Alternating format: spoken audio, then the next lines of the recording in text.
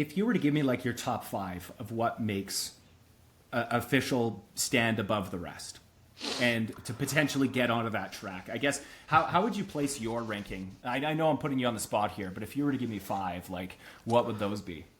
Yeah, I mean, and I think I'll take that question from the perspective of, again, we have so many good officials in this country, right? And if you look at even like the top, the officials that work finals in the three major junior leagues across the country, that's already too many officials for the number of opportunities that we have at the national and the international level. So we're going to have to naturally exclude officials that are very good, or say to an official, hey, we've got to move on from you,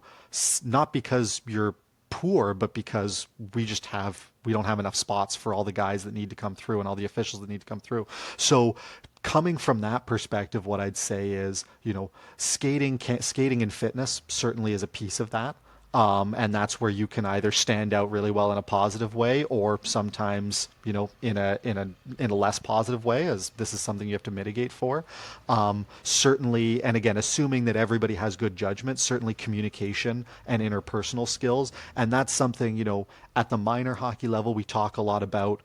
with players and coaches, and how do we communicate and relate to players and coaches. At the elite level, it's that stuff's certainly important, but it's almost more important how you relate to your peers and how you interact with your teammates. And we see that emphasis not just for us, but at the IIHF level as well, and say that, what's going to make the difference in the officiating team and what's going to make the difference in terms of success across, a career is your ability to deal with your peers and deal with challenging situations. And then the last one I'd say, and this is probably, it comes last, but it's probably the most impactful for those that can get it, is just consistency. Consistency of habit, whatever that is that you personally have to work on, whether it is your fitness and you're never going to be the fittest official, and so that's something you've got to work for, or whether it is your communication, you're a more withdrawn kind of person and you have to put yourself out there. If you can bring that consistently